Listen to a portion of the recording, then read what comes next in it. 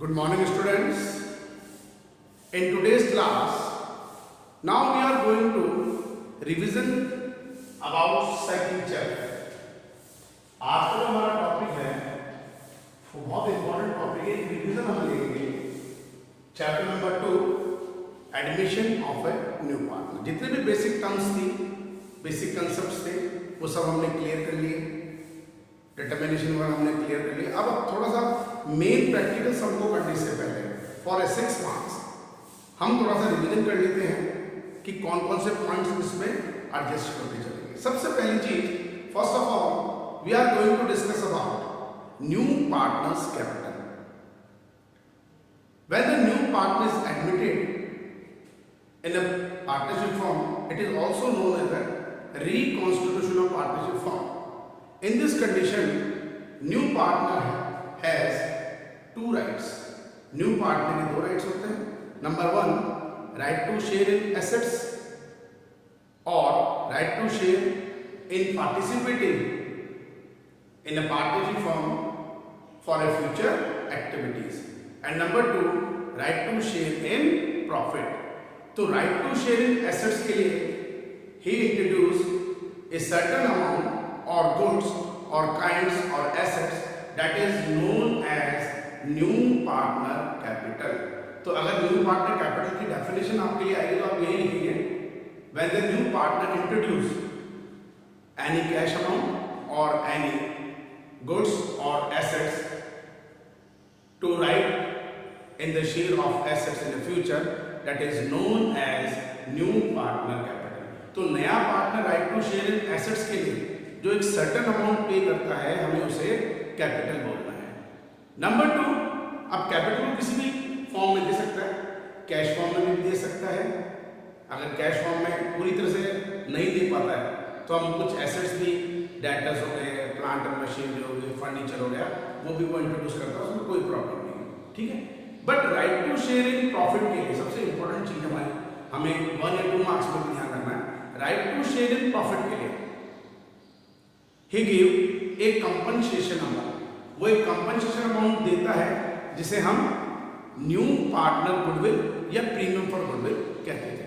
Okay. क्योंकि हमें naturally एक चीज पता है कि जब भी कोई नया पार्टनर फॉर्म में एडमिशन लेता है तो डायरेक्टली या इनडायरेक्टली उस शेयर को बाउंड तो ओल्ड पार्टनर को ही करना है.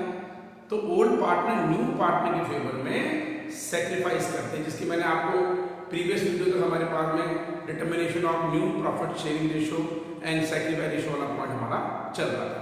ठीक है. तो अब कंडीशन हमारे पास क्या हो गया, right to share in profit के लिए he give a compensation amount that is known as new partner goodwill. तो अगर आपसे न्यू पार्टनर गुडविल की डेफिनेशन पूछेगा तो आप यही लिखेंगे कि when the new partner is admitted for achieve right to share in profit, he give a compensation amount that is known as new partner goodwill. It is always raised in या credited in sacrificing ratio of old partners. हमें इसे always old partner के sacrificing ratio में ही raise करना. तो ये compensation amount है. Old partner new partner के फेवर में सेक्रीफाइस कर रहे थे, तो इस सेक्रीफाइस के बिहार पे उसे एक कंपनसेशन मिलेगा. ये कैपिटल पे ओल्ड पार्टनर कैपिटल पे पॉजिटिव होता है, हम उसको क्रेडिट साइड में शो करेंगे, जिसकी मैंने आपको एंट्रीज वगैरह भी कराई थी. मिनिमम हमें पता है जब accounting treatment of goodwill eight the time of admission of new partner जब आप करेंगे तो हम मिनिमम 2 एंट्री और मैक्सिमम 4 एंट्री बनाते हैं, जो 2 मार्क्स के लिए आपका इंपॉर्टेंट सम होता है. ठीक है. नंबर 3, ये तो हो गया कि जब कोई नया पार्टनर एडमिशन ले रहा है तो इनिशियली स्टेज पे उसको एक अमाउंट इंट्रोड्यूस करना पड़ेगा. Right to share in assets के लिए capital, right to share in profit के लिए कंपनसेशन अमाउंट या premium for goodwill. Number 2, second point जो हम प्रीवियस वीडियो तक हमने प्रीवियस क्लास तक करा हुआ है, determination of new profit sharing ratio and sacrificing ratio. अब कंडीशन यही है कि हम ये जो सैक्रिफाइस रेशियो फाइंड आउट कर रहे थे ओल्ड पार्टनर्स का,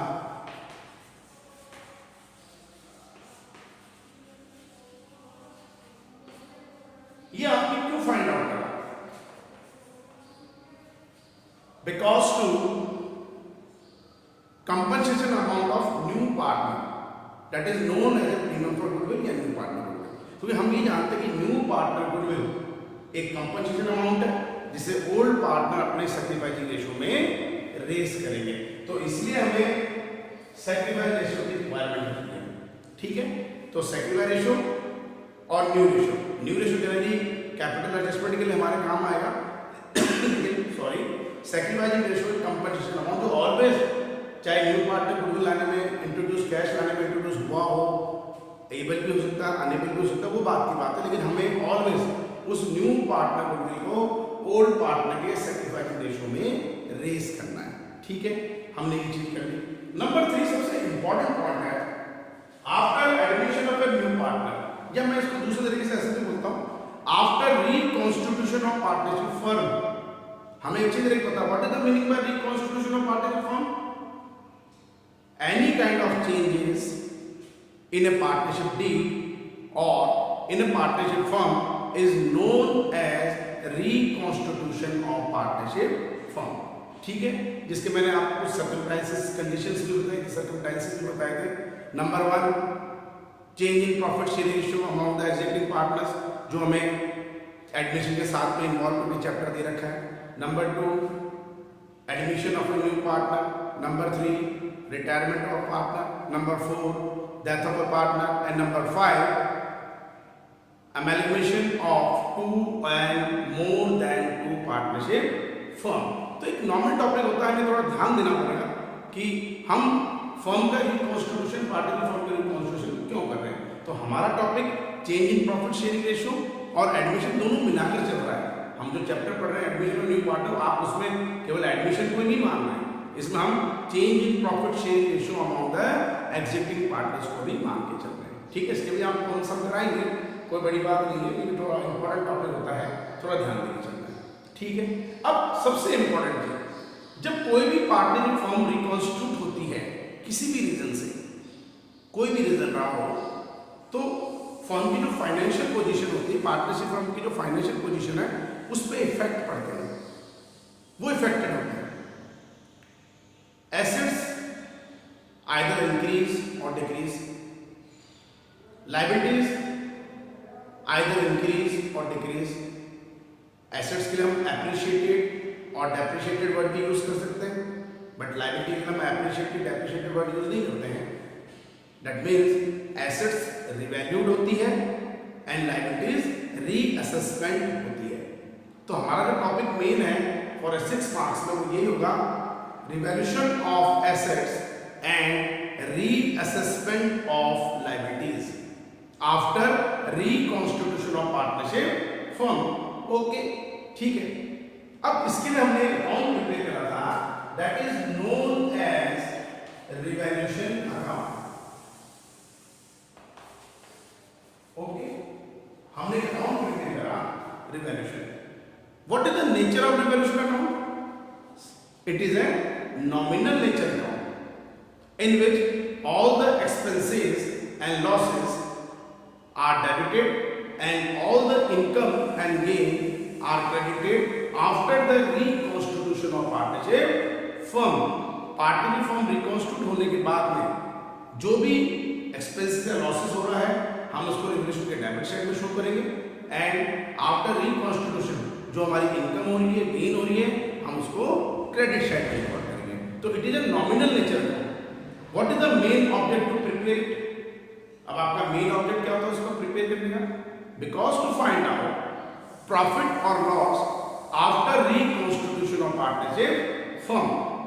जब कोई पार्टनरशिप फर्म रिकॉन्स्टिट्यूट होती है तो उसके बाद में हमें प्रॉफिट हो रहा है कि लॉस हो रहा है, उस अमाउंट को असरटेन करने के लिए, फाइंड आउट करने के लिए हमें रिवैल्यूएशन अकाउंट बनाना है। बट बेटा एक चीज यहाँ आपको ध्यान रखना पड़ेगा, eight the time of admission of a new partner हमें एक चीज पता है, change in profit sharing ratio के टाइम पे भी आपको मेन सब में पहला अकाउंट रिवैल्यूएशन अकाउंट बनाना पड़ेगा, जो हम प्रैक्टिकल भी करेंगे। Eight the time of admission भी आपको पहला अकाउंट जो प्रिपेयर करना पड़ेगा वो रिवैल्यूएशन अकाउंट होगा। Eight the time of retirement और डेथ के टाइम पे भी जो आपका पहला अकाउंट प्रिपेयर होगा वो होगा रिवैल्यूएशन अकाउंट। तीनों में सिमिलरिटीज है। 90% अकाउंटिंग प्रोसेसिंग हर कंडीशन में रिवोल्यूशन में एक जैसी होती है। इसका रीजन यही होता है because it is prepared eight the time of reconstitution. हम इसको रिकॉन्स्टिट्यूशन के टाइम पे प्रिपेयर कर रहे हैं, तो सिमिलरिटी है। बाकी जो 10% का डिफरेंस है वो किस वजह से आएगा? जैसे मैं बात करूं change in profit sharing ratio among the existing partner में, आप जो भी रिवोल्यूशन का profit and loss find out करेंगे, हम उस अमाउंट को एग्जिस्टिंग पार्टनर्स के ओल्ड रेशियो में एडजस्ट करेंगे, क्योंकि उसमें कोई नया पार्टनर एडमिशन तो हो नहीं रहा। तो हमने ओल्ड एग्जिस्टिंग जो पार्टनर्स हैं उनके ओल्ड रेशियो में, अगर प्रॉफिट हो रहा है रिवोल्यूशन पे तो हम उसको रेस कर देंगे एग्जिस्टिंग पार्टनर के ओल्ड रेशियो में, अगर लॉस हो रहा है तो एग्जिस्टिंग पार्टनर के ओल्ड रेशियो में उसको रिटर्न ऑफ कर देंगे या डेबिटेड कर देंगे। Eight the time of admission में हम न्यू पार्टनर कोई इसमें इंटरफेयर नहीं मानते इस अकाउंट से, क्योंकि वो न्यूली एडमिटेड होता है, उसको पहले का पता ही नहीं फॉर्म की फाइनेंशियल पोजीशन। अब आज के बाद में उसकी इन्वॉल्वमेंट चालू होती है, ठीक है। और ये बात हमें अच्छी तरह पता लगा what is the date of reconstitution. किसी भी पार्टनरशिप फर्म को हम रिकॉन्स्टिट्यूट करते हैं केवल डेथ को छोड़ दिया। मैं एक बात आपको और बोलूँगा, केवल डेथ को आप हटा दीजिए, डेथ के अलावा सब कंडीशन में रिकॉन्स्टिट्यूशन ऑफ पार्टनरशिप फर्म होता है फाइनेंशियल ईयर की फर्स्ट डेट में, first date of financial year start होता है, दैट इज 1 अप्रैल भी हो सकता है या 1 जनवरी हो सकता है। ओके, अब हम एक चीज मानेंगे, eight the time of admission जो भी रिवोल्यूशन का प्रॉफिट एंड लॉस है उसे हम रिवोल्यूशन प्रॉफिट होने पे ओल्ड पार्टनर के ओल्ड रेशियो में रेस करेंगे, और लॉस होने पे रिवोल्यूशन लॉस होने पे ओल्ड पार्टनर के ओल्ड रेशियो में शुड बी रिटर्न ऑफ, आप उसको रिटर्न ऑफ करेंगे। Okay, eight the time of retirement और डेथ हम इसको ऑल पार्टनर के ओल्ड रेशियो में अगर प्रॉफिट हो रहा है तो रेस करेंगे, और अगर लॉस हो रहा है तो ऑल पार्टनर के, ऑल पार्टनर मतलब including retire partner as well as death partner, all partner के ओल्ड रेशियो में हम रिटर्न ऑफ करेंगे। ओके, तो ये मेन अकाउंट हम मान के चलते हैं फॉर 6 मार्क्स में, और आपने ये अकाउंट क्लियर कर दिया तो 50% आपका मेन सम कंप्लीट माना जाता है, क्योंकि मेन चीज यही है अपने लिए। अगर हम मिस्टेक करेंगे तो हम इसी अकाउंट में करेंगे, और मैंने आपको पहले भी चीज बता रखी है कि provision for bad and doubtful debt ये सबसे इंपॉर्टेंट फैक्टर होता है इस रिवैल्यूएशन अकाउंट में, जिसकी वजह से मैक्सिमम बच्चों का रिवैल्यूएशन अकाउंट गलत हो जाता है। डेबिट में अमाउंट शो करना था, हमने क्रेडिट में शो कर दिया, क्रेडिट में शो करना था, हमने डेबिट में शो कर दिया। ओके, वो हम जब सम करेंगे प्रैक्टिकल तो आपको थोड़ा ध्यान देना पड़ेगा इसके ऊपर। रिवैल्यूएशन अकाउंट नंबर 4, उसके बाद में एडजस्टमेंट्स ऑफ अनडिस्ट्रीब्यूटेड एक्युमुलेटेड और revenue profit and losses. Partner में फ्यूचर कंटीजेंसीज के लिए ओल्ड पार्टनर में एडमिशन की बात कर रहा हूं, या एग्जिस्टिंग पार्टनर ने फ्यूचर कंटीजेंसीज के लिए कुछ प्रॉफिट का अमाउंट अपने शेयर में से, नेट डिविजिबल प्रॉफिट में से या टोटल प्रॉफिट में से फ्यूचर के लिए सेव कर रखा है कि कभी जरूरत पड़े तो हम पैसे यहाँ से निकाल लें, हमें किसी पैसा लाने की जरूरत नहीं पड़े, जिसे हम जनरल रिजर्व के नाम से भी जानते हैं, जिसे हम रिजर्व फंड के नाम से भी जानते हैं, और number 3 profit and loss account. अब एक मेन बात हम करेंगे बेटा, general reserve fund always undistributed profit का ही पार्ट होता है। जैसे नया पार्टनर एडमिशन लेगा, listen carefully, when the new partner is admitted, तो ओल्ड पार्टनर अब न्यू पार्टनर के एडमिशन लेने के बाद में अपनी नई पॉलिसी बनाएंगे इस प्रॉफिट के बिहाफ पे, इस रेवेन्यू प्रॉफिट के बिहाफ पे। दैट मीन्स अब ये प्रॉफिट जो है वो फ्यूचर में आपको नहीं शो करना है after admission of new partner और after reconstitution of partnership firm. अब इसे हम ओल्ड पार्टनर के ओल्ड रेशियो में रेस कर देंगे, मतलब क्रेडिट कर देंगे। रीजन क्या है रेस करने का? Because it is a part of, it is a income या it is a certain part of profit of the old partner, जो उन्होंने फ्यूचर कंटीजेंसीज के लिए अपने प्रॉफिट में से निकाल के रखा था। तो हम इसे ऑलवेज क्या करेंगे, जनरल रिजर्व फंड को, और पीनल अगर आपको मैंने बता भी रखा है, अगर आपको profit and loss credit balance दे रखा है, profit and loss account credit balance दे रखा है, तो आप इसको ऑलवेज अनडिस्ट्रीब्यूटेड प्रॉफिट मानेंगे, should be raised in old ratio of old partner. तो उसके हमने एंट्री कर दी, revenue profits account debit to old partners capital account. जब हम पार्टनर्स कैपिटल अकाउंट क्रिएट करेंगे आप उसको क्रेडिट साइड में शो करके चलेंगे by general reserve, by reserve fund, by okay. अगर पीनल अकाउंट अनडिस्ट्रीब्यूटेड लॉस को रिप्रेजेंट कर रहा है that means P and L account debit balance रख रहा है। और या नंबर 2 एडवर्टाइजमेंट सस्पेंस अकाउंट। अब ये दोनों हमारे अनडिस्ट्रीब्यूटेड लॉस होते हैं, हम इसको रिटर्न ऑफ करेंगे लेकिन किसके अंदर, ओल्ड पार्टनर्स के ओल्ड रेशियो में। तो इसकी एंट्री हम क्या करके चलेंगे, old partners capital account debit to revenue losses या एक्यूमुलेटेड लॉसेस अकाउंट। ठीक है, बहुत नॉर्मल टॉपिक होता है, तो ज्यादा डीप में जाने की जरूरत नहीं है, लेकिन इंडिविजुअली 1 मार्क्स और 2 मार्क्स में भी इंपॉर्टेंट होता है। लेकिन सबसे इंपॉर्टेंट बेटा मैंने आपको बता रहा कि workman compensation fund, investment fluctuation fund, इसको थोड़ा कंडीशन के अकॉर्डिंग आपको एडजस्ट करना पड़ेगा। ये मैंने आपको जब इंडिविजुअली वीडियोस भेजे थे, क्लास दी थी, लाइव क्लास, उसमें अच्छी तरह एक्सप्लेन कर रखा है। अगर आपको मेन प्रैक्टिकल समझ में ये थोड़ा कम समझ में आ रहा तो आप मुझे फोन भी कर सकते हैं या मुझसे फोन पे बात करके अपने डाउट्स क्लियर कर सकते हैं। फिर भी आप मेरे यूट्यूब वीडियो जो इससे रिलेटेड है वो देख सकते हैं। एक प्ले लिस्ट में आप जाएंगे, प्ले लिस्ट के अंदर जब आप जाते हैं तो आपको हमारी वीडियोस दिख जाएंगे, तो वो वीडियो आप देख सकते हैं। ठीक, फिर भी डाउट नहीं क्लियर हो तो हम लोग हैं, हमसे आप लोग डिस्कस कर सकते हैं, सर ये पॉइंट कैसे होगा बता दिए, हम बता देंगे। ठीक है, अब सबसे इंपॉर्टेंट चीज अकाउंटिंग ट्रीटमेंट ऑफ गुडविल, क्योंकि मैंने आपको पहले भी चीज बताई थी बेटा, change in profit sharing ratio में अकाउंटिंग ट्रीटमेंट ऑफ गुडविल आप अलग तरीके से कर रहे थे। एडमिशन में मैंने आपको कहा था accounting treatment goodwill minimum 2 entry और मैक्सिमम 4 एंट्री, और रिटायरमेंट डेथ में मिनिमम 1 एंट्री मैक्सिमम 2 एंट्री। हम बात कर रहे हैं एडमिशन। चलो एक बार change in profit sharing ratio हम एग्जिटिंग पार्टनर भी ले लें, उसमें हमने एग्जिटिंग पार्टनर में ही प्रॉफिट एंड लॉस में जब चेंजेस किए थे, किसी को गेन हो रहा है किसी को लॉस हो रहा है, गेन और सैक्रिफाइस, तो ऐसी कंडीशन में गेनिंग पार्टनर को सैक्रिफाइसिंग पार्टनर को एक कंपनसेशन देना पड़ता है। तो सैक्रिफाइसिंग पार्टनर के लिए वो कंपनसेशन गेन है, मतलब उसके लिए वो इनकम है, आप उसको एंट्री में करेंगे क्रेडिट, और जो गेनिंग पार्टनर है उसके कैपिटल में नेगेटिव इफेक्ट है, उसको करेंगे आप डेबिट। तो अगर मैं इसकी एंट्री बनाऊंगा तो मैं क्या एंट्री कर दूंगा, change in profit sharing ratio amount exiting partner में अकाउंटिंग ट्रीटमेंट ऑफ गुडविल की gaining partners capital account debit to sacrificing partners capital account. ठीक है, लेकिन at the time of admission minimum 2 entry maximum 4 entry मैंने आपको बता रखी है बेटा। पहली एंट्री फिक्स है, न्यू पार्टनर कैपिटल और goodwill right to share in assets के लिए जो कैपिटल इंट्रोड्यूस करेगा, right to share in profit के लिए जो गुडविल इंट्रोड्यूस करेगा उसकी एंट्री करेंगे। उस गुडविल को हम right to share in profit के लिए जो गुडविल को दे रहा है it is a compensation amount, इसे ऑलवेज ओल्ड पार्टनर अपने सैक्रिफाइसिंग रेशियो में रेज करेंगे। थर्ड एंट्री अगर कैश गुडविल है उसको विड्रॉ करके चल रहा है। फोर्थ एंट्री हमें सेल्फ जनरेटेड गुडविल पहले से गिवन है एग्जिटिंग फर्म की, एसेट साइड में गुडविल आपको गिवन है, तो अकाउंटिंग स्टैंडर्ड 26 और Indian accounting standard as well as international accounting standard 38 के अकॉर्डिंग ऑलवेज रिटर्न ऑफ, आप ओल्ड पार्टनर के रेशियोस को रिटर्न ऑफ करेंगे। ओके, ये हम बेसिक चीज मानेंगे।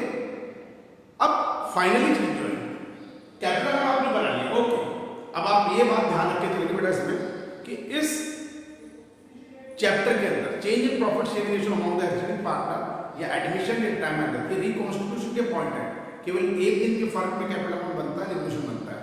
31 मार्च तक उनकी क्या पोजीशन थी और 1 अप्रैल को उनकी क्या पोजीशन होगी। अब यहाँ पे जो हम फर्स्ट चैप्टर में interest on capital, interest on drawing, salary, commission ये पॉइंट लेते थे वो नहीं लेंगे, क्योंकि ये एंड ऑफ द ईयर का एडजस्टमेंट होता है कैपिटल अकाउंट में और ये फर्स्ट डेट का, तो हम इसमें केवल अनडिस्ट्रीब्यूटेड प्रॉफिट, गुडविल का ट्रीटमेंट, रिवोल्यूशन का प्रॉफिट एंड लॉस, इन सबको आपको एडजस्टमेंट्स करना पड़ेगा। और केवल एक दिन के फर्क में कैपिटल बैलेंस क्रेडिट में से जब आप डेबिट बैलेंस माइनस कर दोगे तो आपके पास निकल के आ जाएगा adjusted capital balance of the partners, जो क्लोजिंग कैपिटल नहीं बोलेंगे, इट इज एडजस्टेड कैपिटल। सिर्फ 31 मार्च से 1 अप्रैल में एक दिन में उनके कैपिटल में क्या ऑल्टरनेशंस हो गए उसको फाइंड आउट करने के लिए।